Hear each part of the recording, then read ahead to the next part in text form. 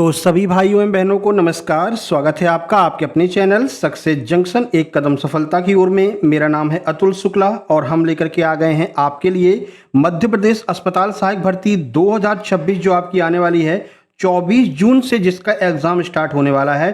तो आज हम आप सबके लिए पांचों सब्जेक्ट को मिला करके पेपर सेट नंबर 1 लेकर के आ गए हैं। ये आपकी एक तरह से टेस्ट होने वाली है।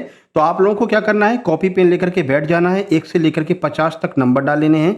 सभी सब्जेक्ट के 10-10 प्रश्न आपको देखने को मिलेंगे। ये एक तरह का मॉक टेस्ट है, डेमो मॉक टेस्ट है। इसके बाद में हम जो पूरा 100 प्रश्नों का मॉक टेस्ट होता है वो भी लेकर के आएंगे। वो आपके ऊपर डिपेंड करेगा कि आप कितना ज़्यादा सपोर्ट करते हैं। तो जो इस प्रैक्टिस सेट में हम कवर करने वाले हैं वो सब्जेक्ट कौन कौन से हैं। सबसे पहले सामान्य ज्ञान है, फिर हिंदी है, फिर गणित, विज्ञान और इंग्लिश। जो आपके सिलेबस में दिया गया है उन सभी टॉपिक को हम इस वीडियो में कवर करने वाले हैं। ठीक है, पेपर से पहले पेपर वाली फीलिंग्स आपको मिलने वाली है। इसी लेवल के प्रश्न आपको आपके एग्जाम में देखने को मिलेंगे। आइए शुरुआत करते हैं। चलिए शुरू करेंगे हम हिंदी से। और हिंदी में आपके एग्जाम जो सिलेबस दिया गया उस सिलेबस में सूरदास के पद दिए गए हैं। तो सूरदास के पद से कैसे क्वेश्चन आपके एग्जाम में आएंगे वो देख लीजिए। पहला प्रश्न है, सूरदास के पद में गोपियों ने बड़भागी किसे कहा है और क्यों कहा है। मतलब कि गोपियों ने किसको बड़भागी कहा है और अगर कहा है तो क्यों कहा है। 4 ऑप्शन आपके सामने हैं। क्या कृष्ण को कहा है क्योंकि वे बहुत ज्ञानी हैं, क्या उद्धव को कहा है क्योंकि वे कृष्ण के सानिध्य में रहते हैं, उद्धव को कहा है क्योंकि वे कृष्ण के प्रेम से पूर्णतः छूते हैं, या स्वयं को कहा है क्योंकि वे कृष्ण की भक्त हैं। बताइए क्या होगा इसमें से सही आंसर। आप लोग आंसर लगा लीजिए, फिर हम आपको पूरा आंसर और डिटेल सॉल्यूशन भी बताते हैं। चलिए उम्मीद करते हैं आपने आंसर लगा लिया होगा। सही आंसर की बात करें ऑप्शन नंबर सी हो जाएगा। उद्धव को कहा है, उद्धव को उन्होंने क्या कहा है, बड़भागी कहा है। क्यों कहा है वो देखो, उद्धव को क्योंकि वे कृष्ण के प्रेम से पूर्णतः अछूते हैं। देखो देखने में क्या लग रहा है, देखने में बड़भागी कह रही है, लग रहा है जैसे बहुत अच्छी बात कह रही हैं, लेकिन नहीं, ये जो गोपियां हैं वो उद्धव पर कमेंट कर रही हैं। ठीक है, व्यंग कस रही हैं। किस तरह से व्यंग कस रही हैं वो देख लो। तो गोपियां व्यंग करते हुए उद्धव को बड़भागी यानी भाग्यशाली कहती हैं, जबकि उनका वास्तविक अर्थ अभागा है, क्योंकि वे कृष्ण के साथ रहकर भी उनके प्रेम रस का अनुभव नहीं कर सके हैं। जब उद्धव गोपियों से मिलने के लिए गए और गोपियों को कृष्ण के बारे में बता रहे थे तो गोपियों को ऐसा महसूस नहीं हुआ कि उद्धव जो है वो कृष्ण से प्रेम करते हैं या फिर वो कृष्ण के प्रेम रस का अनुभव कर पाए हैं, क्योंकि ऐसा उनको लगा नहीं। तो उन्होंने कहा कि उद्धव को बड़भागी कह दिया कि तुम तो बहुत भाग्यशाली हो, हमेशा जो है कृष्ण के साथ में रहते हो और हम लोग तो अभी तक भी कृष्ण के लिए तरस रही हैं। ठीक है ना। तो कुल मिलाकर के उद्धव को बड़भागी कहा गया है। एक कमेंट के रूप में उन्होंने कमेंट कसा है कि वो अभागे हैं, कि कृष्ण के पास में रहते भी हैं फिर भी उनके प्रेम रस का अनुभव नहीं कर पाए हैं। ठीक है, आगे बढ़ते हैं। आपके एग्जाम में एक और चैप्टर दिया गया है, राम लक्ष्मण परशुराम संवाद। तो वहां से प्रश्न है, राम लक्ष्मण परशुराम संवाद के अनुसार परशुराम के क्रोध को देख करके लक्ष्मण ने उन्हें क्या कहा है। देखिए ये कहानी कब की है, एक मिनट, ये कहानी कब की है, जब श्री राम जी ने धनुष को तोड़ दिया था, परशुराम जी आए थे, तो परशुराम जी और लक्ष्मण जी में संवाद होता है। वो चैप्टर आपके एग्जाम में दिया गया है। तो ऐसे में परशुराम जी बहुत ज्यादा गुस्सा हैं, तो वही कह रहे हैं कि परशुराम जी के क्रोध को देख करके लक्ष्मण ने उन्हें क्या कह करके संबोधित किया। मृदु वचन बोले, व्यंग भरे वचन बोले, क्षमा प्रार्थना की, या फिर मौन रहकर उनका स्वागत किया। बताइए क्या होगा इसका आंसर। आइए आंसर देख लेते हैं। सही आंसर हो जाएगा ऑप्शन नंबर बी, उन्हें व्यंग भरे वचन बोले जिससे कि वो और भी ज्यादा क्रोधित हो गए हैं। तो लक्ष्मण जी ने परशुराम को क्रोध की प्रतिक्रिया में उन्हें अत्यंत तीखे और व्यंग्यात्मक वचनों का प्रयोग किया, जिससे परशुराम का क्रोध जो है वो और भी अधिक भड़क उठा। यानी कि लक्ष्मण जी के वचन ने परशुराम के क्रोध में आग में घी डालने का काम किया था। आगे बढ़ते हैं। हालांकि ये पूरा चैप्टर हम आपको पढ़ाएंगे, बढ़िया से पूरा पाठ आपको पढ़ाएंगे, बहुत जल्दी हम आपको ये पूरा पाठ पढ़ाने वाले हैं, राम लक्ष्मण परशुराम संवाद। ठीक है, फिलहाल आप इसके क्वेश्चंस को कर लीजिए, उसके बाद आपको हम क्लास जो है पूरा पार्ट जो है वो भी पढ़ा देंगे। ठीक है, चलिए आगे बढ़ते हैं। आगे बढ़ने से पहले आप लोग बता दें, जैसा कि आप लोग जानते हैं अभी हाल ही में एमपी पुलिस कांस्टेबल का फाइनल रिजल्ट आया है, एमपी एसआई प्री का रिजल्ट आया, मेंस का एग्जाम हुआ है, एमपी टेट वर्किंग चयन परीक्षा का रिजल्ट आया। हमारे सुपर सिलेक्शन नोट्स से आपको एग्जाम में सीधे सीधे प्रश्न देखने को मिले हैं। इसी बात को ध्यान में रखते हुए हमने मध्य प्रदेश अस्पताल सहायक के लिए complete super selection notes MPSB Aptech के लेटेस्ट पैटर्न के अनुसार तैयार किए हैं। क्या क्या मिलेगा इसमें, तो हिंदी, इंग्लिश, सामाजिक विज्ञान, गणित और विज्ञान, इन सब के कंप्लीट थ्योरी नोट्स रहेंगे। इसके बाद जितना भी हम प्रैक्टिस सेट करवा रहे हैं, जितना पेपर सेट करवा रहे हैं, ये सारे के सारे पेपर सेट आपके एग्जाम तक मान करके चलिए हम 50 पेपर सेट करवा देंगे। ठीक है, तो सारे के सारे पेपर सेट के क्वेश्चन आपके पास में पहुंच जाएंगे पीडीएफ फॉर्म में, इसी नोट्स ग्रुप में मिलेंगे। इसके अलावा अभी हमने 250 एमसीक्यू डाल दिए हैं। ठीक है, ऑलरेडी 250 एमसीक्यू डाल चुके हैं, तो पूरे के पूरे 250 एमसीक्यू भी आपको मिल जाएंगे। टॉप 100 सीरीज भी चालू कर रहे हैं, वो टॉप 100 सीरीज के भी क्वेश्चन आपको मिलेंगे। टॉप 50 सीरीज के अंतर्गत जैसे जयशंकर प्रसाद के टॉप 50 एमसीक्यू बना रखे हैं, वो भी हमने ग्रुप में डाल दिए। वो सारी चीजें आपको पूरा स्टडी मटेरियल मात्र 128 रुपए में हम उपलब्ध करा रहे हैं। टॉप कंटेंट रहेगा, यहीं से आपको एग्जाम में प्रश्न सीधे सीधे देखने को मिलेंगे। हमारा वो काम नहीं है कि भैया 499 के नोट्स हैं, केवल आज के लिए आपको 299 रुपए मिल रहे हैं, तो ये सब अपना काम नहीं है। एक ही रेट है 128 में आपको पूरा एग्जाम के आखिरी दिन तक पूरा कंटेंट प्रोवाइड कराएंगे। ठीक है, कैसे प्राप्त करना है, तो छोटी सी प्रक्रिया है। कोई ऐप वगैरह डाउनलोड नहीं करना, कोई ऐप पे जाकर पेमेंट नहीं करना है। सीधे ये QR कोड आपको दिखाई दे रहा है, इसका स्क्रीनशॉट खींच लीजिए। इसी पर आपको 128 का पेमेंट करना है। उस पेमेंट का स्क्रीनशॉट इस व्हाट्सएप नंबर 7052547003 पर सेंड कर देना है। जैसे आप स्क्रीनशॉट सेंड करेंगे, तुरंत की तुरंत इसी नंबर से कंप्लीट सुपर सिलेक्शन नोट्स आपको सेंड कर देंगे। साथ ही साथ में व्हाट्सएप ग्रुप की लिंक भी आपको सेंड कर देंगे, जिस पर क्लिक करके आप व्हाट्सएप ग्रुप ज्वाइन कर लेंगे, जो प्राइवेट व्हाट्सएप ग्रुप है। आगे आपको सारे नोट्स, सारे टॉप 100 की PDF, सारी MCQ आपको इसी व्हाट्सएप ग्रुप में मिलते रहेंगे। तो व्हाट्सएप ग्रुप में जरूर जुड़ जाना। जितने लोग जुड़े हैं वो लोग ध्यान दे लें, ये जो हम प्रैक्टिस सेट करवा रहे हैं इसकी भी PDF केवल पेड व्हाट्सएप ग्रुप वालों को ही दी जाएगी। ध्यान रखना है आपको, जल्दी से नोट्स लेकर के ग्रुप में जुड़ जाइएगा। इसके अलावा MP वन रक्षक और जेल प्रहरी का एग्जाम आपको पता आ गया है, तो MP वन रक्षक जेल प्रहरी के लगभग 3500 हमने MCQ, 500 करंट अफेयर, ये सब कुछ तैयार कर रखा है। और अगर आपको थ्योरी नहीं चाहिए वन रक्षक की, केवल MCQ और करंट अफेयर चाहिए सभी सब्जेक्ट के, तो मात्र 129 रुपए में आपको जेल प्रहरी वन रक्षक डिप्टी जेलर के कंप्लीट 3500 आपके MCQ और 500 करंट अफेयर के प्रश्न मात्र 129 रुपए में उपलब्ध कराए जा रहे हैं। तो आप वो नोट्स भी इसी प्रक्रिया के द्वारा प्राप्त कर सकते हैं। इस पर 129 का पेमेंट करके स्क्रीनशॉट भेजेंगे, नीचे लिख देंगे जेल प्रहरी वन रक्षक के 3500 क्वेश्चन चाहिए, तो आपको तुरंत सेंड कर दिए जाएंगे। अगर आपको थ्योरी भी चाहिए, थ्योरी प्लस क्वेश्चन सब कुछ चाहिए, तो मात्र 189 रुपए का पेमेंट करके आप थ्योरी और MCQ सब कुछ ले सकते हैं। ठीक है, सारी बातें समझ में आ गई। अब चलिए आगे बढ़ते हैं और अगले प्रश्न की ओर चलते हैं। ये रहा जयशंकर प्रसाद से। जयशंकर प्रसाद द्वारा रचित आत्मकथ्य कविता में कवि ने किसे अपना मौन कहा है, बताइए। तो ये कविता हम पढ़ाएंगे, आपको परेशान नहीं होना है, अभी आपको केवल ये क्वेश्चन देखते चलने हैं। तो कवि ने जो है अपनी आत्मकथ्य कविता लिखी है जयशंकर प्रसाद जी ने, उसमें किसको अपना मौन कहा है? अपनी असफलताओं को, अपने सुखी जीवन को, अपनी पत्नी की मधुर स्मृतियों को, या फिर समाज की बुराइयों को? बताइए, आंसर लगा लिया होगा आपने। चलिए आंसर आपको बता देते हैं। ऑप्शन नंबर C हो जाएगा, अपनी पत्नी की मधुर स्मृतियों को उन्होंने मौन कहा है। देखिए, कवि ने अपनी पत्नी के साथ बिताए गए सुखद क्षणों को मौन कहा है, जिन्हें वे किसी अन्य के साथ साझा करके अपनी पवित्रता को कम नहीं करना चाहते हैं। तो कवि जयशंकर प्रसाद ने आत्मकथ्य में जो मौन शब्द है वो अपनी पत्नी के साथ बिताए गए सुखद क्षणों को, मधुर स्मृतियों को कहा है। आगे बढ़ते हैं। प्रश्न नंबर 4 ये रहा आपके सामने। हास्य रस का स्थायी भाव क्या है? ये आपका ग्रामर की ओर हम चल दिए हैं। हास्य रस का स्थायी भाव क्या है? 4 ऑप्शन आपके सामने हैं। सही आंसर ऑप्शन नंबर C हो जाएगा। इसके नोट्स हमने दे रखे हैं, जिन लोगों ने नोट्स लिए उनके पास में रस, छंद, अलंकार, संधि, इन सब के नोट्स पहुंच चुके हैं ग्रुप में। ठीक है, ऑप्शन नंबर C सही हो जाएगा, हास्य। तो हास्य रस का स्थायी भाव हास्य है। जबकि किसी व्यक्ति की वेशभूषा, वाणी या चेष्टाओं में विकृति देख करके हंसी उत्पन्न होती है, तो वहां पर हास्य रस होता है और इसका स्थायी भाव हास्य होता है। यह बात आपको ध्यान रखनी है। आगे बढ़ते हैं। प्रश्न नंबर 5 ये रहा आपके सामने। संधि के मुख्यतः कितने भेद होते हैं? संधि कितने प्रकार की होती है? बताइए। 2 प्रकार की, 3 प्रकार की, 4 प्रकार की, या फिर 5 प्रकार की? प्रश्न का सही आंसर हो जाएगा ऑप्शन नंबर B, 3 प्रकार की संधियां होती हैं। कौन कौन सी देख लीजिए। तो संधि के 3 मुख्य भेद हैं, स्वर संधि, व्यंजन संधि, विसर्ग संधि। और इन तीनों संधियों के बारे में आपको कंप्लीट सुपर सिलेक्शन नोट्स में डिटेल विद एग्जाम्पल आपको जो है दिया गया है। तो आप लोग संधि वाला चैप्टर भी अच्छे से पढ़ लेना। प्रश्न नंबर 6 देखिए। अब निराला जी का प्रश्न है, उत्साह कविता में निराला जी ने बादलों को किसका प्रतीक बताया है? तो सबसे पहली बात, उत्साह कविता किसने लिखी है? तो सूर्यकांत त्रिपाठी निराला जी के द्वारा उत्साह कविता लिखी गई है। इसमें उन्होंने बादलों को किसका प्रतीक बताया, यह आपसे पूछ रहे हैं। शांति का बताया है, विनाश का बताया है, क्रांति का और सृजन का बताया, फिर केवल वर्षा का बताया है। सही आंसर आपका ऑप्शन C हो जाएगा। बादलों को क्रांति और सृजन का प्रतीक बताया गया है निराला जी के द्वारा। तो निराला जी के लिए बादल पीड़ित प्यासी जनता की आकांक्षाओं को पूरा करने वाले और समाज में नई क्रांति लाने वाले सृजन के प्रतीक हैं। जिस तरह से जब बादल बरसते हैं तो जितनी भी जनता नीचे रहती है उन सारी जनता की प्यास बुझ जाती है। इसलिए कवि निराला जी ने ये कहा है कि भाई बादल जो है वो जनता की आकांक्षाओं को पूरा करने वाले और समाज में नई क्रांति लेने वाले सृजन के प्रतीक माने गए हैं। प्रश्न नंबर 7 ये रहा आपके सामने। अन्वेषण शब्द का सही संधि विच्छेद बताइए क्या होगा? अन्वेषण का संधि विच्छेद क्या होगा? 4 ऑप्शन आपके सामने हैं। आइए आंसर की ओर चलते हैं सीधे। सही आंसर ऑप्शन नंबर A हो जाएगा, अनु प्लस एषण। अनु प्लस एषण मिलकर के अन्वेषण बनते हैं और ये यण संधि का उदाहरण हो जाएगा। ये भी आप ध्यान रखना, जब भी बीच में या फिर वाह आए तो आप एक आइडिया लगा सकते हैं कि या और वाह आ रहा है, तो ये यण संधि का उदाहरण हो जाएगा। यण संधि के उदाहरण है यहाँ पर उ और ए मिलकर के वे यानी कि वाह बन जा रहे हैं और वाह बीच में आ रहा है, तो ध्यान रखना या और वाह आने पर हम यण स्वर संधि का उदाहरण इसको मानेंगे। प्रश्न नंबर 8 देखते हैं। लास्ट में आपको कमेंट बॉक्स में कमेंट भी करना है कि आपके कितने नंबर सही हुए हैं, ठीक है ना। चलिए फिर से एक प्रश्न राम लक्ष्मण परशुराम संवाद से। तो राम लक्ष्मण परशुराम संवाद में कुम्भड़बतिया से लक्ष्मण जी का क्या तात्पर्य है? लक्ष्मण जी ने कुम्भड़बतिया किसको कहा है? एक प्रकार का यह फल है, अत्यंत कठोर और डरपोक व्यक्ति को कहा है, बलवान योद्धा को कहा है, या फिर एक प्रकार का कड़वा पौधा होता है? किसको कुम्भड़बतिया कहा है? अब देखो नाम से आपको ये लग रहा है ये कोई ना कोई फल होगा, या तो फल होगा या फिर देख सुनने में ऐसा अजीब सा लग रहा है तो ये कोई ना कोई एक कड़वा पौधा होगा, लेकिन ऐसा बिल्कुल भी नहीं है भैया।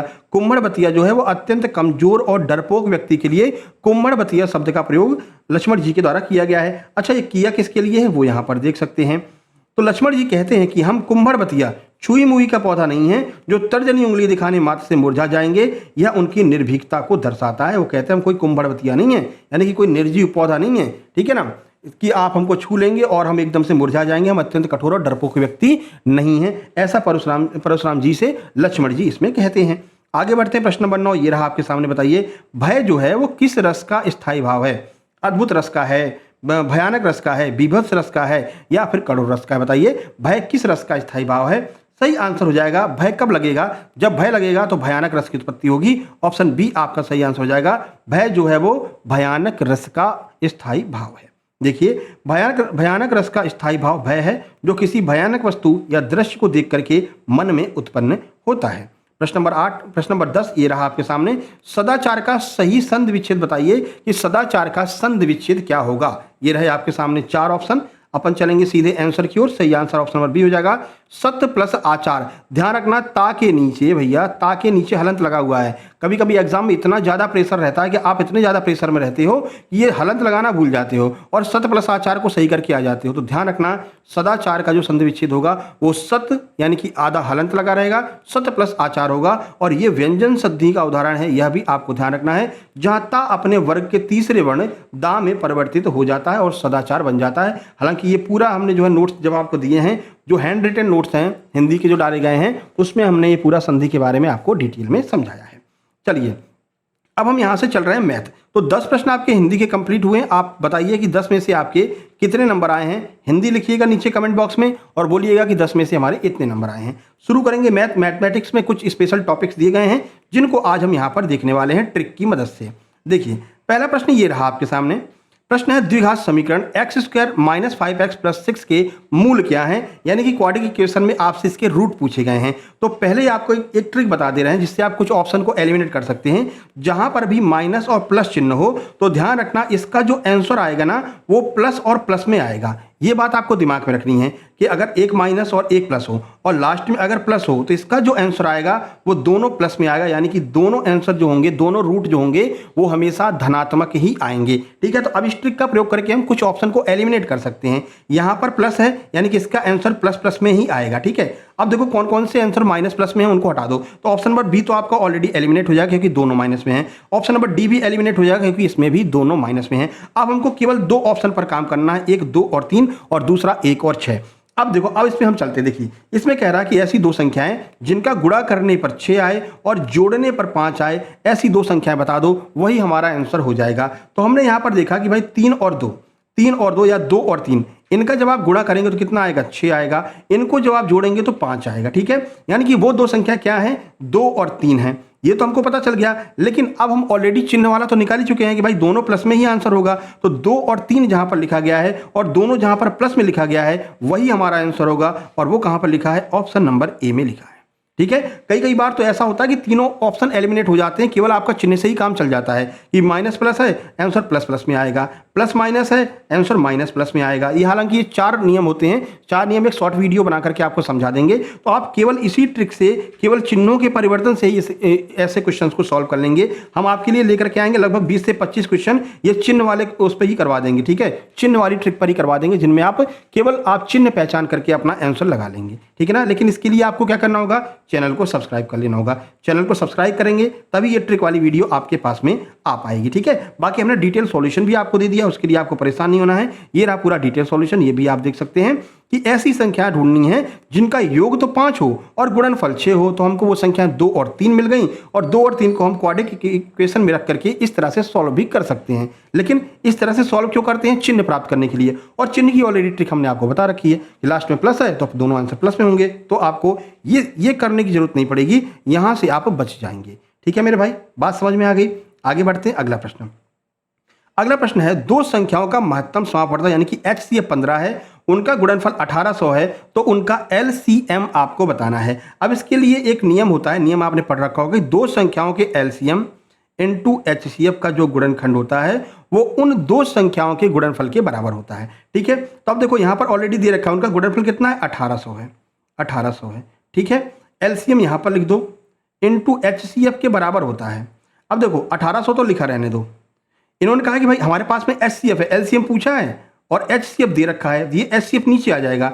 जब HCF नीचे आएगा तो HCF का मान 15 है, तो 15 नीचे आ जाएगा। बस अब इसी को डिवाइड दे लो, आपको LCM मिल जाएगा। 15 का डिवाइड जब हम इसमें देंगे तो ये आएगा 15 एकन 15, बची 3 बनी 30, 15 दूनी 30, 120 आपका बिल्कुल सही आंसर होगा, जो कि ऑप्शन नंबर सी होगा। एक बार फिर से आपको समझा देते हैं, नियम क्या कहता है? नियम कहता है कि दो संख्याओं का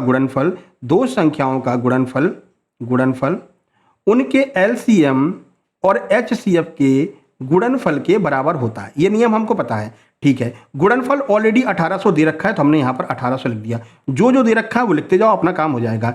LCM उन्होंने पूछ रखा है तो हमने LCM लिख दिया। HCF दे रखा है 15 तो हमने HCF लिख दिया। अब बताइए LCM कैसे निकालेंगे? जो चीज़ यहाँ पर गुणा में है वो अगर इधर लेकर आओगे तो बट्टे में चली जाएगी। लो, हमने बट्टे में लिख दिया तो ये चीज़ यहाँ से खत्म हो गई। अब हम LCM का मान निकाल सकते हैं। अब क्या करना है? 1800 में 15 का भाग देना है। भाग दे लो, भाग देना तो आते होगा ना। 15 एकन 15, बची 3, जीरो लगाएंगे तो 30 हो जाएगी। 15 का गुणा 2 बार करेंगे तो 15 दूनी 30, ये 2 आ जाएगा, और ये जो जीरो अकेला बचा हुआ बेचारा उसको यहाँ पर लगा देंगे तो 120 हमारा आंसर आ जाएगा, जो कि ऑप्शन नंबर सी में दिया गया है। सारी चीज़ें समझ में आ रही हैं तो लाइक कर देना है। बाकी हमने यहाँ पर आपको पूरा ट्रिक भी बता दिया है और साथ साथ में पूरा सॉल्यूशन भी बता दिया है। ऐसे का ऐसा PDF आपको जो है नोट्स ग्रुप में डाल दिया जाएगा, तो इसके लिए बिल्कुल भी परेशान होने की आवश्यकता नहीं है। अगला देखिए, वृत्त से आपके सिलेबस में दिया गया वृत्त से भी प्रश्न बनेगा। तो देखिए प्रश्न नंबर 3 मैथ का क्या कह रहा है? एक वृत्त की जो त्रिज्या है ना वो 7 सेंटीमीटर है, तो आपको उसका क्षेत्रफल बताना है। मेरे भाई बताइए, वैसे तो ये बहुत सिंपल प्रश्न है, लेकिन ध्यान रखना है इसकी सीधे नियम होते हैं कि अगर आपको त्रिज्या कहीं पर 7 दे रखी हो उसका क्षेत्रफल हमेशा 154 आएगा। ऐसे आप डायरेक्ट भी इसको याद कर सकते हैं। फिलहाल हम इसको सॉल्व करके देख लेते हैं। देखो वृत्त का क्षेत्रफल क्या होता है? वृत्त के क्षेत्रफल का सूत्र होता है पाई आर स्क्वायर। ठीक है, पाई का मान कितना होता है? 22/7। सर हमको पता है, बिल्कुल पता है, अच्छी बात है। हमको त्रिज्या कितनी दे रखी है? 7 दे रखी है। आर का मान 7 दे रखा है, लेकिन 2 बार आर लिखना है, तो एक बार हमने 7 लिख दिया, एक बार और लिख दिया। अब ये 7 से 7 तो कट जाएगा, अब 22 और 7 का गुणा हो जाएगा। गुणा कर लो, 7 दूनी 14 यानी 4 आ रहा है, और उसके बाद 7 दूनी 14 और 1 15 यानी कि 154 आपका आंसर आएगा, जो कि ऑप्शन नंबर बी में दिया है। तो यही हमारा आंसर हो जाएगा। वैसे हम आपको यही रिकमेंड करेंगे कि आपको ध्यान रखना, अगर 7 आए तो इसका जो क्षेत्रफल आएगा वो 154 आएगा। इसकी भी ट्रिक होती है, वो भी आपको हम बता देंगे कि 7 आए तो क्या करेंगे, 14 आए तो क्या करेंगे, 21 आए तो क्या करेंगे। इन सब की ट्रिक हम आपको बता देंगे, लेकिन एक ही काम आपको करना पड़ेगा, आपको वीडियो को लाइक और चैनल को सब्सक्राइब करना पड़ेगा। फिर आप 1 सेकंड में देखते ही आंसर बता सकते हैं। बाकी शॉर्ट ट्रिक हमने यहाँ पर दे रखी है, सूत्र में मान रखना, आंसर आ जाएगा। चलिए चौथे नंबर प्रश्न देखिए। चौथा नंबर का प्रश्न है कि एक बेलन के आधार की त्रिज्या 7 सेंटीमीटर है, ऊंचाई 10 सेंटीमीटर है, वक्र पृष्ठीय क्षेत्रफल बताइए। तो पहले आपको सूत्र याद होना चाहिए कि बेलन का वक्र पृष्ठीय क्षेत्रफल का सूत्र क्या होता है। तो वक्र पृष्ठीय क्षेत्रफल का सूत्र होता है 2 पाई आर एच। ये वक्र पृष्ठीय क्षेत्रफल का सूत्र होता है। ठीक है, अब इसे मान रख लो, 2 लिखो, 22/7 लिख दो। आर का मान कितना दे रखा है? 7 दे रखा है। एच का मान कितना दे रखा है? 10 दे रखा है। बस आप काट दो, यही आपका आंसर होगा। 7 से 7 कट जाएगा। 22 दूनी कितना होता है सर? 44 होता है, और ये 10 बचा हुआ है तो एक जीरो और लगा दो, 440 आ गया, जो कि हमारे ऑप्शन नंबर बी में दिया गया है, और यही हमारा आंसर हो जाएगा। यहाँ पर आप देख सकते हैं 440 वर्ग सेंटीमीटर, ये सूत्र है। ऐसे ही प्रश्न आपके एग्जाम में मिलेंगे, बिल्कुल भी घबराना नहीं है। मैथ को लेकर के बिल्कुल भी नहीं घबराना है। जितने भी चैप्टर हैं सब एक तरफ से करवाएंगे, पहले प्रैक्टिस सेट कर लेते हैं, फिर चैप्टर वाइज भी निपटा लेंगे। आप ये मान के चलिए कि 128 रुपये में आपको इतना सारा स्टडी मटेरियल मिल जाएगा कि आपकी नैया बड़े आराम से पार हो जाएगी। ठीक है ना, तो सबको बता भी देना है कि ऐसे ऐसे क्लासेज जो हैं वो सक्सेस जंक्शन पर अस्पताल सहायक की चालू हो चुकी हैं। लगातार ये क्लासेज चलती रहेंगी और इसी के पैरेलल जो है आपका जेल पहरी फॉरेस्ट गार्ड की भी क्लास चलती रहेगी। आज जेल पहरी के 50 MCQ जो हैं मैथ के आने वाले हैं, ठीक है, मैथ के आ गए होंगे शायद, नहीं आने वाले हैं, ठीक है ना। इसके बाद जो है मैथ की वीडियो डलेगी, ठीक है। बाकी जो अस्पताल सहायक के नोट्स लिए होंगे तो उनको इसके साथ में वो 50 MCQ जो आपके जेल पहरी वाले हैं वो फ्री में मिल जाएंगे, ठीक है ना। इसी के नीचे वो एक्स्ट्रा लिख गए थे, हमने कहा लिख गया तो लिखे रहने, चलो दे देंगे, कोई दिक्कत नहीं है। तो 50 MCQ आपको फ्री में मिल जाएंगे, है ना।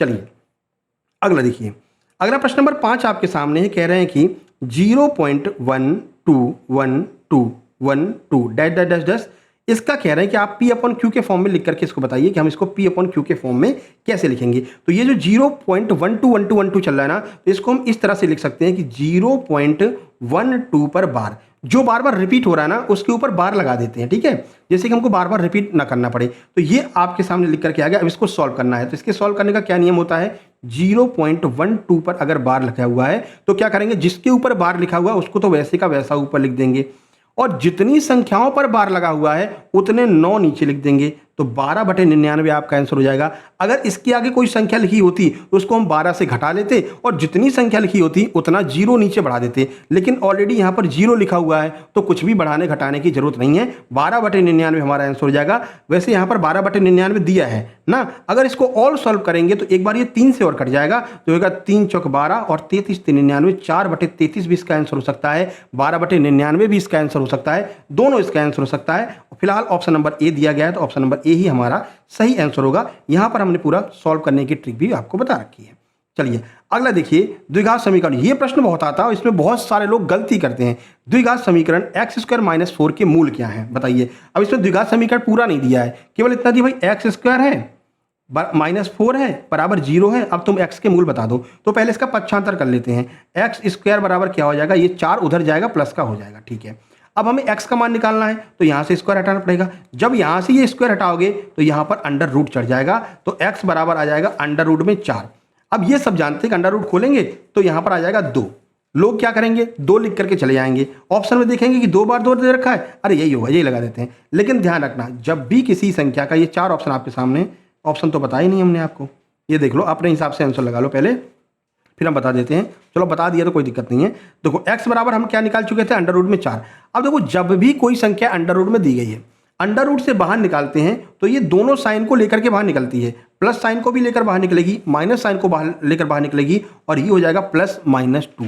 इस तरह से आएगा, यानी कि एक बार प्लस में 2 आएगा और एक बार माइनस में 2 आएगा। ये इसके सही रूट होंगे, ठीक है। तो प्लस माइनस वाला हमारा आंसर होगा। ये कहां पर दिया है, ये ऑप्शन नंबर सी में दिया है, तो सी आंसर होगा, ना कि ए आंसर होगा। ये बात आपको अच्छे से ध्यान रखनी है। ये एग्जाम में आप भूल जाते हैं, एग्जाम में जल्दबाजी में क्या करते हैं, अरे 4 तो पता ही है, 2 और 2 आएगा, ऑप्शन ए लगाकर चले जाते हैं, फिर बाद में कहते हैं ओ नो ये तो गलती हो गई, ठीक है ना। तो ध्यान रखना, प्लस माइनस लेकर के निकलती है। जब भी मूल बनते हैं, अंडर रूट से बाहर निकलते हैं, तो हमेशा प्लस माइनस में निकलते हैं, ठीक है। आगे बढ़ते हैं, प्रश्न नंबर 7 देखते हैं। ये रही, ये आपका सीधे सीधे कह सकते हैं कि परिभाषा वाला प्रश्न है कि वृत्त की सबसे बड़ी जीवा क्या कहलाती है भैया। तो ये वृत्त हो गया, इसके केंद्र से गुजरने वाली जो जीवा होती है वो क्या कहलाती है, यही आपसे पूछ रहे हैं। तो वृत्त की ये सबसे बड़ी जीवा हो जाएगी भाई, किधर भी निकाल लो, ये केंद्र है, ठीक है, इधर से निकालो तब भी सबसे बड़ी जीवा होगी, इधर से निकालो तब भी सबसे बड़ी जीवा होगी। और ये बन क्या रहा है, तो वृत्त को 2 भागों में कौन तोड़ता है, वृत्त को 2 भागों में व्यास डायमीटर तोड़ता है, तो ये हो जाएगा आपका डायमीटर।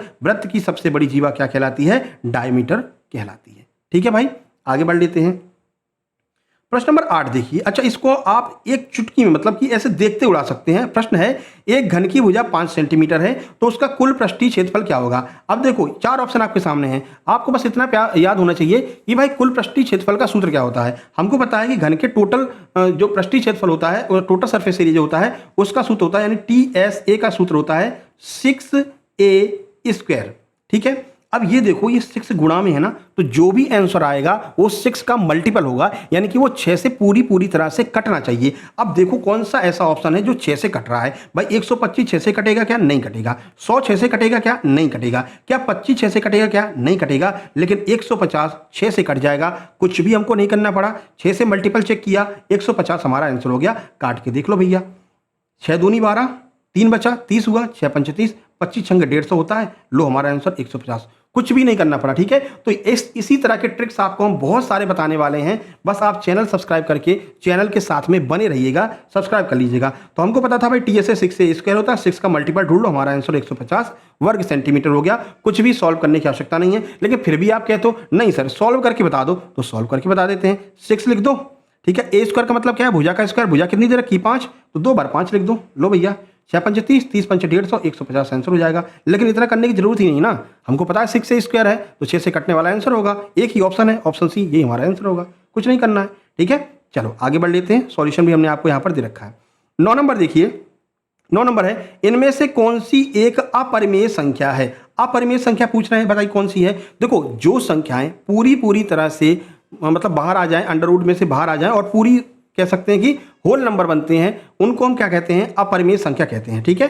इर्रेशनल नंबर कहते हैं। अब मतलब कि उसको हम परिमेय संख्या कहते हैं। जो पूरी तरह से बाहर आ जाए उसको परिमेय संख्या कहते हैं, रेशनल कहते हैं। लेकिन आपसे अपरिमेय पूछा है, तो भाई देखो इनमें से निकाल के देख लेते हैं। भाई 4 को बाहर निकालोगे तो क्या निकलेगा? 2 निकलेगा। 9 को बाहर निकालो क्या निकलेगा? 3 निकलेगा। 16 को बाहर निकालो क्या निकलेगा? 4 निकलेगा। ये पूरे नंबर निकल रहे हैं ना, पूरे नंबर निकल रहे हैं ना। लेकिन ये तो सारे परिमेय हो गए, ठीक है। ये सारे परिमेय नंबर हो गए, रैशनल नंबर हो गए।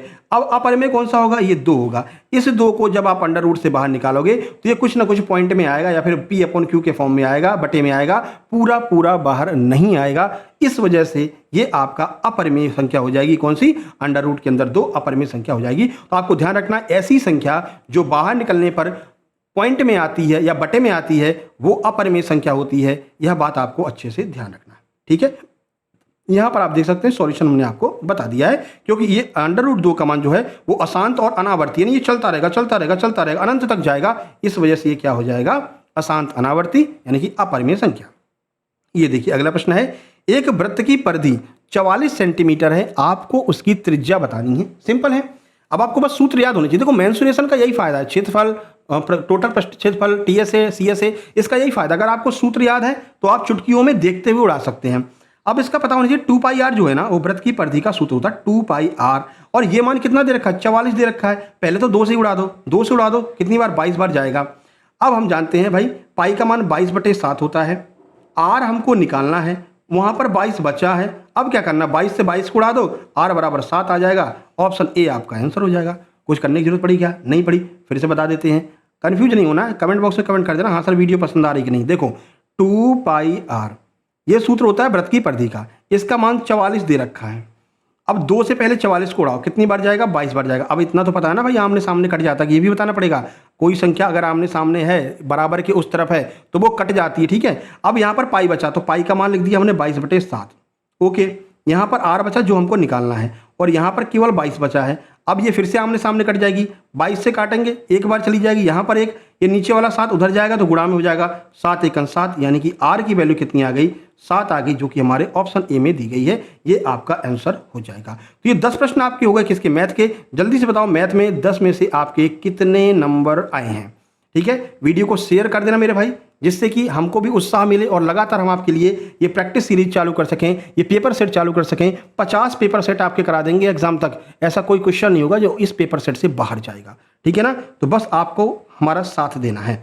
अगला प्रश्न देखिए, साइंस शुरू कर रहे हैं। 10 प्रश्न आपके सामने साइंस के आने वाले हैं।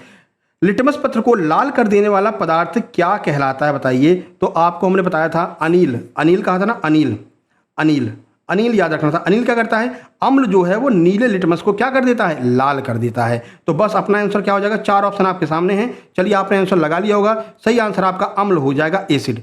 बस आपको अनिल याद रखना है। आ से कर दो अम्ल, नी से नीला, और एल ला से लाल, यानी अम्ल जो है वो नीले लिटमस को लाल कर देता है। अनिल याद रहेगा, तो ध्यान रखना सही आंसर अपना अम्ल हो जाएगा, ठीक है। इसका उल्टा क्या हो जाएगा? क्षार हो जाएगा, ठीक है, जो लाल से नीला कर देगा, ठीक है। अब देखो इसको हम ऐसे याद रख सकते हैं, छलानी, छलानी। छलानी में क्या होगा? जो क्षार होगा वो लाल लिटमस को नीला कर देगा। एक याद कर लो, चाहे अनिल याद कर लो, चाहे छलानी याद कर लो, जो याद कर लोगे उसका उल्टा उसका दूसरा आंसर हो जाएगा, ठीक है। आगे बढ़ते हैं।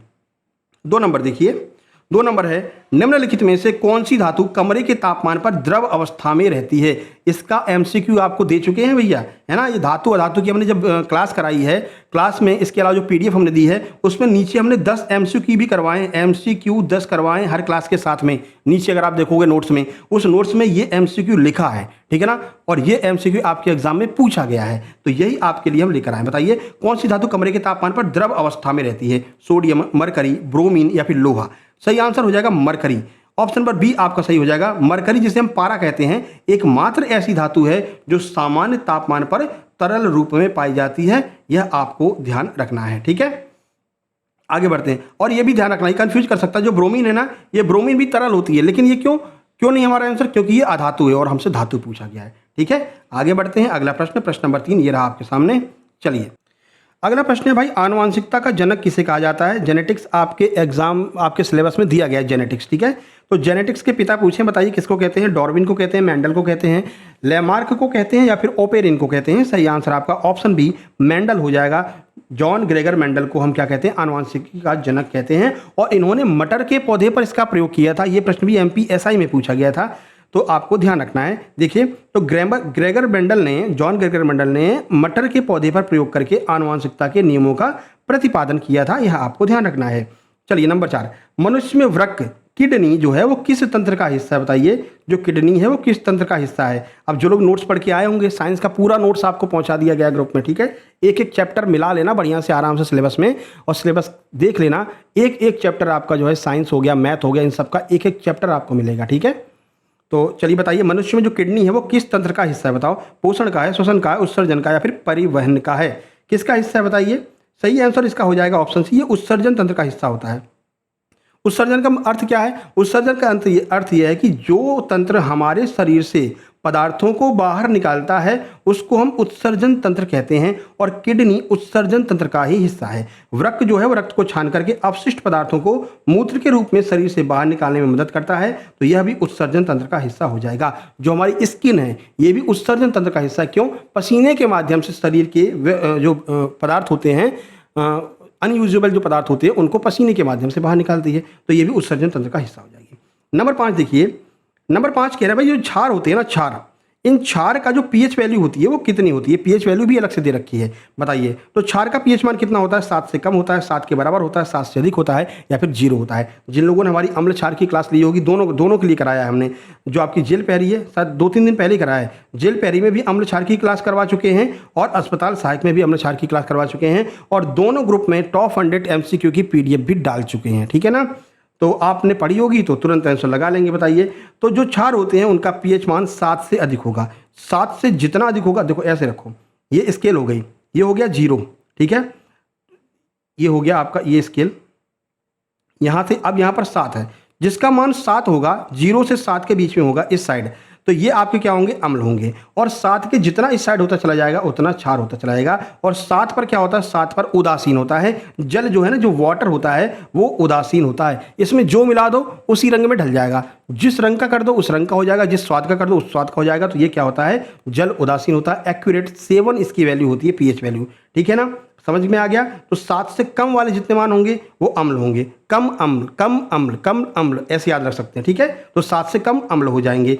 7 से ज़्यादा जो होंगे वो क्या हो जाएंगे, क्षार हो जाएंगे। और एक्यूरेट जो 7 होंगे वो क्या होंगे, उदासीन होंगे। अब किसकी पीएच मान कितना होता है ये हमने आपको ग्रुप वाले नोट्स में पूरा बना करके भेजा है। आगे देखिए, धातुओं के ऑक्साइड सामान्यतः कैसे होते हैं, ये प्रश्न भी आपको करवाया। बताइए, धातुओं के ऑक्साइड सामान्यतः कैसे होते हैं, अम्लीय होते हैं, क्षारीय होते हैं, उदासीन, या फिर इनमें से कोई नहीं। सही आंसर हो जाएगा ऑप्शन बी, धातुओं के ऑक्साइड हमेशा क्षारीय होते हैं। तो धातु ऑक्सीजन के साथ में मिलकर के धात्विक ऑक्साइड बनाती हैं, जो जल में घुल करके क्षार का निर्माण करते हैं, इसलिए धातुओं के ऑक्साइड हमेशा क्षारीय होते हैं। अगला 7 नंबर देखिए, प्रकाश संश्लेषण की प्रक्रिया में कौन सी गैस बाहर निकलती है। बताइए, कार्बन डाइऑक्साइड निकलेगी, नाइट्रोजन, ऑक्सीजन, हाइड्रोजन। ये आपके जो है वो हैं, पेड़ हैं, ठीक है। ये पेड़ है, बढ़िया सा पेड़ बना दिया है, ये पंछी उड़ रहे हैं, ठीक है। ये सूरज मामा है, ये रहे सूरज, ठीक है। अब यहाँ पर प्रकाश संश्लेषण क्रिया हो रही है। सूरज के प्रकाश की उपस्थिति में पौधे अपना भोजन बनाते हैं तो कौन सी गैस निकालते हैं? तो पौधे निकालते हैं ऑक्सीजन, जिसको हम ग्रहण करते हैं। हम निकालते हैं कार्बन डाइऑक्साइड, जिसको पौधे ग्रहण करते हैं। तो वही पूछ रहे हैं, प्रकाश संश्लेषण की प्रक्रिया में कौन सी गैस बाहर निकलती है? तो प्रकाश संश्लेषण प्रक्रिया कौन करता है? पौधे करते हैं। पौधे कौन सी गैस बाहर निकालते हैं? सर ऑक्सीजन गैस बाहर निकालते हैं, जिसको हम ग्रहण करते हैं। ठीक है ना, तो ध्यान रखना है। अभी यहीं पर पूछते श्वसन प्रक्रिया में कौन सी गैस बाहर निकलती है? तो आपको बताना होगा कार्बन डाइऑक्साइड। ठीक है, कार्बन डाइऑक्साइड।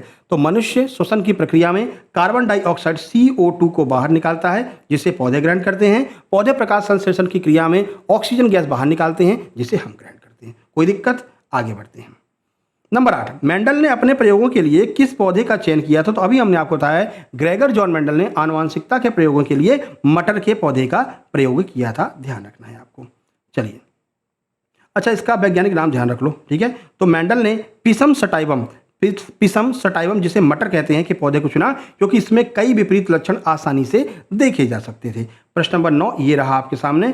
इनमें से कौन सा एक अधातु? बताइए कौन सी एक इनमें से अधातु है? कार्बन है, एल्यूमिनियम है, कॉपर है, आयरन है, कौन सी एक अधातु है? चलिए आंसर सही देख लेते हैं। सही आंसर कार्बन। तो देखो, कार्बन क्या है? एक अधातु भी है और ये गैस भी है। ठीक है, कंफ्यूज नहीं होना है, ये कार्बन क्या होता है सर, और कार्बन डाइऑक्साइड ये तो गैस होती है, अधातु कैसे कह रहे हैं? तो ध्यान रखना है, कार्बन और CO2 कर दोगे तो कार्बन डाइऑक्साइड बन जाएगी, केवल C रहेगा तो कार्बन रहेगा। तो कार्बन एक अधातु है, जबकि एल्यूमिनियम, कॉपर और आयरन क्या है? धातु हैं। तो ध्यान रखना है, कार्बन क्या है? एक अधातु है। आगे बढ़ते हैं। 10 नंबर, मानव हृदय में कितने कोष्ठ होते हैं? कितने चैम्बर होते हैं मानव हृदय में? 2, 3, 4, 5। क्या होगा आंसर? आंसर लगा लिया होगा आपने। सही आंसर ऑप्शन C हो जाएगा। 4 चैम्बर मानव हृदय में होते हैं। तो मानव हृदय में 4 कोष्ठ होते हैं, 2 आर्टरिया यानी कि 2 आलिंद होता है, 2 निलय, 2 वेंट्रियल्स होते हैं। ये बात आपको ध्यान रखनी है। ठीक है, चलो अब हम बात करते हैं। यहाँ पर साइंस के 10 प्रश्न समाप्त होते हैं। जल्दी से कमेंट कीजिए, लिखिए साइंस और अपने नंबर आगे लिखिए, 7 आए, 8 आए, 9 आए, कितने आए। ठीक है, लिख दिया। अब आगे बढ़ लेते हैं, चलते हैं अगले चैप्टर की ओर, अगले सब्जेक्ट की ओर, जो है हमारा सामाजिक विज्ञान। इसके भी कंप्लीट नोट्स आपके ग्रुप में डाल दिए गए हैं। आराम से सिलेबस लेना सामाजिक विज्ञान का और एक एक चैप्टर मिला लेना। ठीक है, नोट्स में से। चलो, प्रश्न है, सविनय अवज्ञा आंदोलन ये किस वर्ष शुरू हुआ था? इसके टॉप 100 MCQ भी हम आपके ग्रुप में डाल चुके हैं। ठीक है ना, भारतीय राष्ट्रवाद पर टॉप 100 MCQ करवा करके आपके ग्रुप में विथ डिटेल सॉल्यूशन डाल चुके हैं अस्पताल सहायक के ग्रुप में, और जेल पहरी वाले ग्रुप में भी ये वीडियो जो है भारतीय राष्ट्रीय आंदोलन के ग्रुप में इसका PDF टॉप 100 MCQ में डल चुका है। ठीक है, दोनों ग्रुप में इसका PDF डल चुका है। बताइए सविनय अवज्ञा आंदोलन किस वर्ष चालू हुआ था? 1920 में, 22 में, 30 में या फिर 42 में? सही आंसर 1930 हो जाएगा। 1930 में सविनय अवज्ञा आंदोलन शुरू हुआ था। देखिए, तो सविनय अवज्ञा आंदोलन की शुरुआत महात्मा गांधी ने 1930 में दांडी मार्च के साथ में की थी। यह आंदोलन नमक कानून को तोड़ने के लिए शुरू किया गया था। 78 अनुयायियों के साथ में गांधी जी दांडी पहुंचे थे और नमक को उठा करके नमक कानून को तोड़ा था। क्यों तोड़ा था, क्या रीजन था, उस सब आपको हम वीडियो में करा चुके हैं। वीडियो को देख लेना एक बार अच्छे से। नमक कानून के बारे में और भारत में राष्ट्रवाद के बारे में पूरा वीडियो हमने कराया अस्पताल सहायक का, वहाँ पर जरूर देखना, सब कुछ आपको पता चल जाएगा। बिल्कुल कहानी के माध्यम से अच्छे से समझाया है। अब देखते हैं 2 नंबर, सरिस्का वन्यजीव अभ्यारण्य। बताइए ये कहाँ पर है? सरिस्का वन्यजीव अभ्यारण्य किस राज्य में स्थित है? राजस्थान में, गुजरात में, मध्य प्रदेश में या फिर असम में? वन एवं वन्यजीव ये चैप्टर भी आपके एग्जाम में उसमें सिलेबस में दिया गया है, तो वहाँ से ये प्रश्न हमने उठाया। बताइए, तो सरिस्का आपको राजस्थान में देखने को मिलेगा। कहाँ पर? राजस्थान में। सरिस्का वन्यजीव अभ्यारण्य राजस्थान के अलवर जिले में स्थित है। यह मुख्य रूप से रॉयल बंगाल टाइगर के लिए जाना जाता है, तो ये आपको ध्यान रखना है। ठीक है, आगे बढ़ते हैं। अगला है, निम्नलिखित में से कौन सा एक लौह खनिज है? बताइए कौन सा लौह खनिज है? फेरस मिनरल इनमें से कौन सा है? तांबा है, मैग्नीज है, बॉक्साइड है, सोना है। कौन सा इसमें से लौह खनिज है? फेरस मिनरल है वो इनमें से कौन सा है? सही आंसर मैग्नीज हो जाएगा। मैग्नीज एक तरह का फेरस मिनरल है। क्यों? ये जिन खनिजों में लोहे का अंश होता है वो फेरस मिनरल्स कहलाते हैं, तो उन्हें हम लौह खनिज कहते हैं। मैग्नीज एक प्रमुख लौह खनिज है, जबकि तांबा और बॉक्साइड जो है वो नॉन फेरस खनिज है, अलौह खनिज है। यह आपको ध्यान रखना है। मैग्नीज जो है इसमें लोहा पाया जाता है। नंबर 4, भारतीय अर्थव्यवस्था के प्राथमिक क्षेत्र में कौन सी गतिविधियां शामिल हैं? प्राथमिक क्षेत्र का अर्थ क्या होता है आपको पहले पता होना चाहिए। प्राथमिक क्षेत्र वह होता है जो हमारा बेसिक होता है। बेसिक क्या है? बेसिक है कृषि। अगर कृषि नहीं होगी तो भैया कुछ भी नहीं होगा। भाई खाने को नहीं मिलेगा, क्या नोट खाओगे? बताओ, नोट खाओगे? उद्योगों में बने हुए सामान खाओगे? कोई भी चीज़ हो वो आपको कृषि और खनन से ही प्राप्त होती है। अगर लोहा प्राप्त होगा तो खनन से, खाना प्राप्त होगा तो कृषि से। तो प्राथमिक सेक्टर कौन सा हो जाएगा? जो बेसिक होगा, जो सबसे ज़्यादा आवश्यक है वो है प्राथमिक। तो इनमें से कौन सा होगा? बैंकिंग। बैंकिंग बिना खाना के कर लोगे क्या? नहीं कर पाओगे। कोई निर्माण बिना रॉ मटेरियल के कर लोगे क्या? नहीं कर पाओगे। कोई परिवहन बिना रॉ मटेरियल कर लोगे क्या? नहीं कर पाओगे। कृषि जो है वो यहाँ पर प्राथमिक क्षेत्र हो जाएगा। तो भारतीय अर्थव्यवस्था में प्राथमिक क्षेत्र की गतिविधि कौन सी है? कृषि। यह बात आपको ध्यान रखना है, एग्रीकल्चर। तो प्राथमिक क्षेत्र वह है जो प्राकृतिक संसाधनों का सीधे उपयोग करके उत्पादन करता है। ठीक है, ऐसे भी याद रखते हैं जो चीज़ें प्रकृति के द्वारा हमको दी गई हैं और उनका हम यूज कर रहे हैं तो क्या आ जाएगा? प्राथमिक क्षेत्र में आ जाएगा। जैसे कृषि हो गया, पशुपालन, मछली पालन, खनन, ये इसके प्रमुख उदाहरण हो जाएंगे। 5 नंबर है जलियांवाला बाग हत्याकांड कब हुआ था? एग्जैक्ट डेट आपसे पूछी है, ये लगभग सबको पता है। 13 अप्रैल 1919 को जलियांवाला बाग हत्याकांड हुआ था, जब सैफुद्दीन किचलू को गिरफ्तार कर लिया गया था। रॉलेट एक्ट के विरोध में ये जो है मतलब जलियांवाला बाग में बहुत सारे अनुयायी आकर के यहाँ पर शांतिपूर्ण प्रदर्शन कर रहे थे। जनरल ओडायर ने आकर गोली चलवा दी थी और अनगिनत लोगों की यहाँ पर मृत्यु हुई थी। यह घटना 13 अप्रैल 1919 को पंजाब के अमृतसर में हुई थी, जब जनरल डायर के आदेश पर निहत्थी भीड़ पर गोलियां चलाई गई थी। इसके बारे में भी डिटेल में हमने आपको वीडियो में बताया है। अगला, भारत में सबसे अधिक मैग्नीज का उत्पादन किस राज्य में होता है? बताइए। उड़ीसा में, कर्नाटक में, महाराष्ट्र में, झारखंड में। कहां पर सबसे अधिक मैग्नीज का उत्पादन होता है? आइए आंसर देखते हैं। सही आंसर ऑप्शन ए हो जाएगा, उड़ीसा में सबसे ज्यादा मैग्नीज उत्पादित होता है। देखिए, तो भारत में मैग्नीज का उत्पादन उड़ीसा का स्थान जो है इसमें प्रथम स्थान है। भारत के कुल मैग्नीज उत्पादन का एक बड़ा हिस्सा जो है वो उड़ीसा के द्वारा उत्पादित किया जाता है। अगला है, संयुक्त वन प्रबंधन का कार्यक्रम भारत में किस वर्ष चालू किया गया था? Joint forest management, JFM। ये भी हमने आपको डिटेल नोट्स में करा रखा है। जिन लोगों ने नोट्स पढ़ा होगा JFM के बारे में, कौन कौन सी समितियां बनी, JFM क्या कार्य करता है, ये सब आपको नोट्स में मिल जाएगा। बताइए इसकी स्थापना कब हुई थी? ये आपसे पूछ रहे हैं। सही आंसर हो जाएगा ऑप्शन बी, 1998 में। तो भारत में संयुक्त वन प्रबंधन JFM का औपचारिक कार्यक्रम 1988 में ओडिशा राज्य द्वारा प्रस्तावित करने के बाद के साथ शुरू हुआ था, जिसे राष्ट्रीय समुदायों को वनों के संरक्षण में शामिल किया। कब हुआ था? 1988 में। जो स्थानीय समुदाय हैं उनको वनों के संरक्षण में शामिल करने के लिए, वही स्थानीय समुदाय जो झूम कृषि करते थे, वनों को नष्ट करते थे, JFM के द्वारा उनको वनों की महत्ता के बारे में समझाया गया और वही लोग आज वनों की रक्षा कर रहे हैं। नंबर 8, GDP का फुल फॉर्म क्या? बताइए। GDP का फुल फॉर्म क्या होगा? इकोनॉमिक्स से प्रश्न पूछा है, बताइए क्या होगा? सही आंसर ग्रॉस डोमेस्टिक प्रोडक्ट हो जाएगा। यानी कि एक वित्तीय वर्ष में एक देश की सीमा रेखा के भीतर उत्पादित कुल वस्तुओं का जो मूल्य होता है वो क्या कहलाता है? GDP कहलाता है। और यही डिफाइन करता है कि भाई कौन सा देश कितनी अच्छी तरीके से डेवलप्ड हो रहा है, वो उसकी GDP पर निर्भर करता है। देखिए, तो GDP से हम सकल घरेलू उत्पाद कहते हैं। एक निश्चित समय अवधि के भीतर देश के भीतर उत्पादित सभी वस्तुओं और सेवाओं का कुल मौद्रिक मूल्य होता है। परेशान नहीं होना, आपको बहुत अच्छे से इकोनॉमिक्स पढ़ाएंगे इतनी बेहतरीन तरीके से कि एक एक चीज़ें आपके समझ में आएंगी कि भाई CRR क्या होता है, SLR क्या होता है, GDP क्या होता है, GNP क्या होता है। ये सब आपको कराने वाले हैं और सबके नोट्स आपको ग्रुप में मिलेंगे। अगला देखिए, पूर्ण स्वराज की मांग कांग्रेस के किस अधिवेशन में की गई थी? तो कांग्रेस के लाहौर अधिवेशन में पूर्ण स्वराज की मांग की थी हमने, जो कि आपका 1929 में हुआ था। लाहौर में रावी नदी के किनारे इसके अध्यक्ष पंडित जवाहरलाल नेहरू थे। उन्होंने कहा भाई अब कुछ नहीं, कोई डोमिनियन स्टेट नहीं, कुछ नहीं, हमको पूर्ण स्वराज चाहिए। तो लाहौर के अधिवेशन 1929 अध्यक्ष जवाहरलाल नेहरू जी और यह घोषणा कर दी गई थी। तो 1929 के लाहौर अधिवेशन में जवाहरलाल नेहरू की अध्यक्षता में यह पूर्ण प्रस्ताव पारित किया गया था। नंबर 10, इनमें से कौन सा द्वितीयक सेक्टर का उदाहरण यानी कि सेकेंडरी सेक्टर का कौन सा उदाहरण है? तो जो कारखाने होते हैं जहां पर हम चीज़ों को बनाते हैं, भाई रॉ मटेरियल उठाया, रॉ मटेरियल से चीज़ों को बनाया, तो ये आपका द्वितीयक सेक्टर में आ जाएगा। हालांकि इसको हम डिटेल में समझाएंगे, आपको परेशान नहीं होना, ठीक है। तो चीनी कारखाने में चीनी बनाना क्या हो जाएगा? आपका द्वितीयक सेक्टर में आ जाएगा, ठीक है। वनों से लकड़ी काटना प्राथमिक में आएगा। बैंकिंग हमको सेवा दे रहे हैं, सेवा क्षेत्र तृतीयक में आता है। शिक्षा ये भी सेवा क्षेत्र है, ये भी तृतीयक में आ जाएगा। तो द्वितीयक में क्या आएगा? चीनी मतलब कि चीनी कारखानों में चीनी का बनना। आगे बढ़ते हैं, तो ये आपका क्या हो गया? ये आपका हो गया सामाजिक विज्ञान। बताइए 10 में से सामाजिक विज्ञान में कितने नंबर आए? SS डालेंगे और अपना नंबर लिखेंगे, ठीक है मेरे भाई। आगे बढ़ते हैं, बात करते हैं इंग्लिश की। चलिए, अब इंग्लिश की सबसे ज़्यादा समस्या रहती है लोगों में, है ना भाई, इंग्लिश नहीं समझ में आ रही है, तो इंग्लिश को हमने हिंदी और इंग्लिश दोनों में कर दिया, ठीक है। तो परेशान नहीं होना कि सर क्या ऐसे एग्जाम में आएगी, ना भैया ऐसे नहीं आएगी। आपकी सहूलियत के लिए हमने इसको हिंदी में भी कन्वर्ट करके लिख दिया, जिससे सारी चीज़ें आपके समझ में आएँ, ठीक है मेरे भाई। चलो प्रश्न है पहला, in the story a letter of God what did Lencho need, यानी कि जो स्टोरी है ए लेटर ऑफ गॉड में, उसमें लेंचो को किस चीज़ की आवश्यकता थी, यह आपसे पूछ रहा है। अब सर ये स्टोरी ही नहीं पढ़ी तो काहे परेशान हो रहे हैं, पूरी स्टोरी हम पढ़ाएंगे, पूरा प्रेस जो आपका इंग्लिश दिया गया है इंग्लिश का पूरा सिलेबस करवाएंगे, एक एक स्टोरी जो है वो सारी स्टोरी पढ़ाएंगे, सबके क्वेश्चन आंसर करवाएंगे। हालांकि hand written question answer notes अभी थोड़ी देर में हम डाल देंगे, जो क्वेश्चन आंसर दिए गए हैं हैंड रिटन क्वेश्चन आंसर के नोट्स अभी थोड़ी देर में ग्रुप में डल जाएंगे, ठीक है। पूरा जो आपका दिया गया है ये चैप्टर, इसका पूरा का नोट्स आपको मिल जाएगा। चलो प्रश्न है तो हिंदी में देख लो, कहानी है ए लेटर टू गॉड में लेंचो को किस चीज़ की आवश्यकता है, न्यू क्लॉथ नए कपड़े की आवश्यकता है, एक ट्रैक्टर की आवश्यकता है, मनी धन की आवश्यकता है, या फिर सीड बीज की आवश्यकता है, किसकी आवश्यकता है लेंचो को। सही आंसर हो जाएगा ऑप्शन नंबर सी, मनी, यानी कि पैसे की आवश्यकता है, धन की आवश्यकता है। तो यहाँ पर देख सकते हैं लेंचो को अपनी फसल बर्बाद, उसकी फसल बर्बाद हो गई थी, पूरी कहानी बताएंगे आपको जब पढ़ाएंगे तो। उसमें क्या है, लेंचो नाम का एक किसान है, उसकी फसल बर्बाद हो जाती है पानी वानी बरसने की वजह से, फिर वो भगवान को एक लेटर लिखता है कि हमारी फसल बर्बाद हो गई है तो आप हमको थोड़ी सी मदद कर दो। अब भगवान के पास में लेटर तो जाएगा नहीं, तो वो लेटर जाता है डाकिये के पास में, डाकिया उसको देखता है, कहता है इसकी तो भगवान के प्रति बहुत ज़्यादा श्रद्धा है।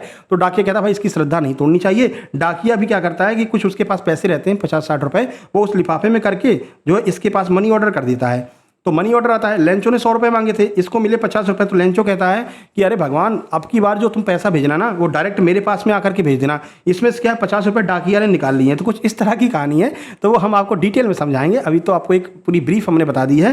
तो ये आप समझ लीजिए कि लेंचो को अपनी फसल बर्बाद होने के बाद में परिवार के भरण पोषण के लिए भगवान से 100 पैसों की आवश्यकता थी, ठीक है। लेकिन अब भगवान थोड़ी आकर के पैसे देंगे, तो डाकिया ने कहा अब इतनी इसकी मतलब कि इतनी ज़्यादा इसको आस्था है भगवान में, तो 50 पैसे मेरे पास में है। तो 50 रुपये जो है डाकिया ने भेज दिए, जिसको देख करके उसने कहा डाकिया ने पैसे निकाल लिए भगवान जी, अगली बार आप आकर के डायरेक्ट हमको देना, ठीक है ना। तो ये कुछ कहानी है। चलिए नंबर 2 कह रहे हैं कविता, देखो which animal does the poet see in the poem a tiger in the जू।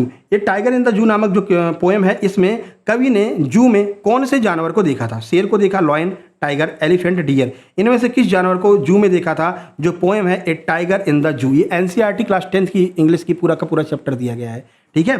सही आंसर हो जाएगा बाघ टाइगर को देखा था। तो इस कविता में कवि चिड़ियाघर के पिंजरे में कैद एक बाघ की दयनीय स्थिति देख करके उसका वर्णन उसने अपनी कविता में किया है। अगला देखिए क्वेश्चन नंबर 3। क्वेश्चन नंबर 3 क्या है, क्वेश्चन नंबर 3 है ट्रिकी वाज आ, यानी कि जो एक कविता है अ ट्रम्प ऑफ सर्जरी, इसमें जो ट्रिकी है वो ट्रिकी क्या है, ट्रिकी नाम का जो व्यक्ति है या ट्रिकी नाम की जो चीज़ है वो क्या है। कोई बिल्ली है, मतलब कोई बिल्ली है, कोई कुत्ता है, कोई बंदर या खरगोश है, कैट है, डॉग है, मंकी है, रैबिट है, बताइए। तो ट्रिकी किसका नाम है। तो ट्रिकी जो है वो एक डॉग का नाम है। तो ट्रिकी जो है वो श्रीमती पंफरे का पालतू कुत्ता था जो अत्यधिक खाने के कारण में बीमार हो गया था, ठीक है। तो ट्रिकी क्या है, एक कुत्ता है। अब आप कहानी पढ़ोगे तो आपको सारी चीज़ें और अच्छे से समझ में आएंगी। चलिए अब हम ग्रामर की ओर चलते हैं। प्रश्न है चूज द करेक्ट टेंस। अब आपको इसमें से बिल्कुल सही टेंस चुनना है, बताइए क्या होगा। He dash to the school every day, वह जो है हर दिन स्कूल जाता है, बताइए इसमें हम यहाँ पर क्या प्रयोग करेंगे। गो लगाएंगे, गोज लगाएंगे, गोइंग लगाएंगे या फिर गोन लगाएंगे, बताइए। अब अगर एवरी डे की बात हो रही है तो हम यहाँ पर गोज का प्रयोग करेंगे, GOES, ठीक है।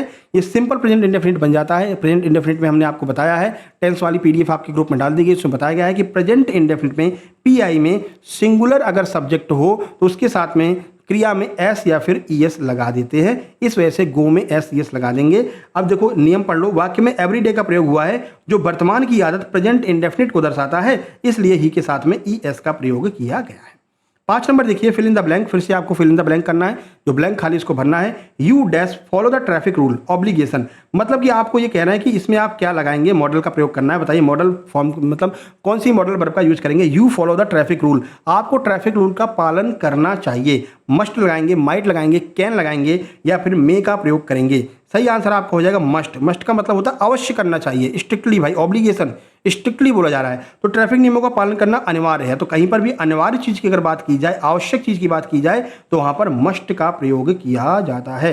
6 नंबर देखिए, 6 नंबर है what was the name of the pilot is plane the black aeroplane. The black aeroplane नाम की जो कविता है उसमें एक पायलट है, उस पायलट का नाम क्या है, मतलब द ब्लैक एरोप्लेन में पायलट के विमान का क्या नाम था, ये पूछ रहे हैं, बताइए। तो पायलट के विमान का क्या नाम था द ब्लैक एरोप्लेन नामक कविता में। बोइंग 707 था, डोक्टा था, एयरबस था या फिर सेस्ना था।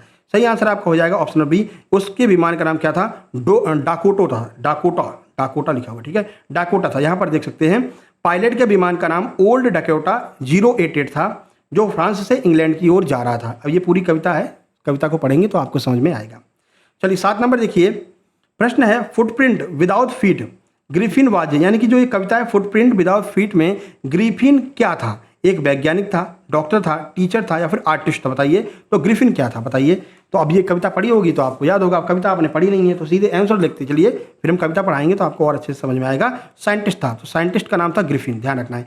ग्रिफिन एक प्रतिभाशाली वैज्ञानिक था जिसने मानव शरीर को अदृश्य बनाने वाली दवा खोजी थी। अगला 8 नंबर देखिए, change into current tense, correct tense में आपको चेंज करना है। C dash finish her homework just now, उसने अपना होमवर्क अभी तुरंत ही किया है और फिनिश को आपको चेंज करना है। तो क्या करेंगे भाई, काम तो पूरा हो गया है तो फिनिश रहेगा नहीं, ठीक है, फिनिश्ड हो जाएगा या फिर हैज फिनिश्ड होगा या फिनिशिंग होगा। तो सही आंसर इसका हो जाएगा ये फिनिश चेंज होकर के हैज फिनिश हो जाएगा, क्योंकि इसने क्या कह रहा है कि उसने अपना काम अभी अभी पूरा कर लिया है। तो जस्ट नाउ का प्रयोग प्रेजेंट परफेक्ट टेंस में होता है। यहाँ सी के साथ में हैज और क्रिया की तीसरी अवस्था फिनिश्ड का प्रयोग किया जाएगा। ध्यान रखना, प्रेजेंट परफेक्ट टेंस में मतलब कि हैज और हैव का प्रयोग किया जाता है। 9 नंबर देखिए, 9 नंबर में कविता के बारे में बोला गया है the poem fire and ice written by, जो पोएम है फायर एंड आइस वो किसके द्वारा लिखी गई है ये आपसे पूछ रहे हैं। 4 ऑप्शन है, लेखक का नाम दिया गया है, सही आंसर हो जाएगा option number A, Robert Frost महोदय के द्वारा जो आइस एंड फायर है ये कविता लिखी गई है। यह कविता प्रसिद्ध कवि रॉबर्ट फ्रॉस्ट के द्वारा लिखी गई, जो विनाश के 2 प्रतीकों अग्नि जिसको इच्छा कहा है, बर्फ जिसको घृणा कहा है, इस पर यह आधारित है, ठीक है। 10 नंबर देखिए, complete with a model, modal verb आपको भरना है। इट इज क्लाउडी, यानी कि ये बहुत ज़्यादा, आज तो बहुत ज़्यादा बादल हैं। It dash rain today, possibility को दर्शा रहा है कि आज जो है बहुत ज़्यादा बादल हैं, आज बारिश हो सकती है। अब बताइए पॉसिबिलिटी के लिए हम कौन से मॉडल का प्रयोग करते हैं, मस्ट का, माइट का, शुड का या फिर नीड का? सही आंसर आपका हो जाएगा ऑप्शन नंबर बी, माइट का प्रयोग करेंगे। माइट क्या दर्शाता है, शायद को दर्शाता है। तो आज बहुत ज़्यादा बादल हैं, शायद आज बारिश हो सकती है, तो यहाँ पर हम माइट का प्रयोग करेंगे, ऑप्शन बी सही होगा। जब संभावना कम हो तो माइट का प्रयोग किया जाता है, बादलों के होने से बारिश की संभावना है, इसलिए हम यहाँ पर माइट का प्रयोग करेंगे। तो ये आपके जो हैं 50 MCQ कंप्लीट हुए हैं, जिसमें अभी 10 इंग्लिश के हमने करवा दी है। तो अब आपको पहले बताना है कि इंग्लिश में आपके 10 में से कितने नंबर आए। तो आप लिखेंगे ओवरऑल ओ भी 50 में से आपके कितने नंबर आए हैं, ठीक है। उसके बाद में जो सब्जेक्ट है, ई के सामने लिखेंगे इंग्लिश कितने नंबर आए हैं, एस के सामने लिखेंगे साइंस में कितने आए हैं, एच के सामने लिखेंगे हिंदी कितने नंबर आए हैं। ऐसे पूरे के पूरे 5 सब्जेक्ट और ओवरऑल नंबर लिख करके आप देंगे, ये आपका होमवर्क है भैया, ठीक है। उसके बाद में अगला प्रैक्टिस सेट हम लेकर के आएंगे, लेकिन ये डिपेंड करेगा आपके ऊपर कि आप इस वीडियो को कितना शेयर करते हैं, कितना लाइक करते हैं, कितना कमेंट करते हैं। हर ग्रुप में, हर व्हाट्सएप ग्रुप में, हर टेलीग्राम ग्रुप में आप इस वीडियो की लिंक शेयर कर देंगे। नीचे देखिए ऐसे एक जो है ना तीर का निशान बना होगा इस तरह का, ठीक है, वो शेयर का निशान होता है, ठीक है, इस तरह का निशान होगा तीर का निशान। इसी पर क्लिक करके आपको वो लिंक कॉपी करके जैसे क्लिक करोगे ना तो नीचे आ जाएगा व्हाट्सएप पर शेयर करना, टेलीग्राम पर शेयर करना है। तो जिसमें भी करना है, टेलीग्राम पर करना तो टेलीग्राम में कर देना, नहीं तो व्हाट्सएप पर अपने दोस्तों के पास में शेयर कर देना मेरे भाई, ठीक है। चलिए बाकी अब जो PDF इसकी शेयर करेंगे, मान लीजिए 24 घंटे बाद इसकी PDF डल जाएगी आपके उस ग्रुप में जिन लोगों ने नोट्स लिया है, नोट्स ग्रुप में इसकी PDF 24 घंटे बाद डल जाएगी, ठीक है ना। तो अभी कल आपको इसी टाइम पर इसकी PDF नोट्स ग्रुप में मिल जाएगी जिन लोगों ने नोट्स ले रखा है। साथ में आपको 50 प्रश्न ये एक्स्ट्रा मिलने वाले हैं, ठीक है ना, ये आपकी उसमें ही लिख गए हैं।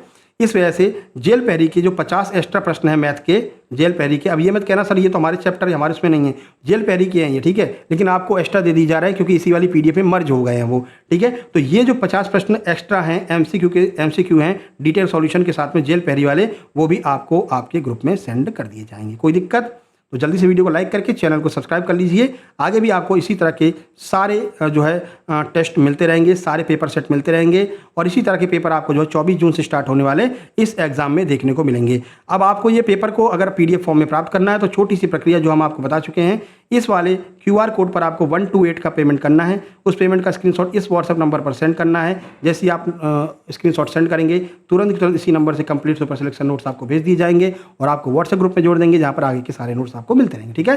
तो मिलते हैं नेक्स्ट वीडियो में, तब तक के लिए नमस्कार, धन्यवाद।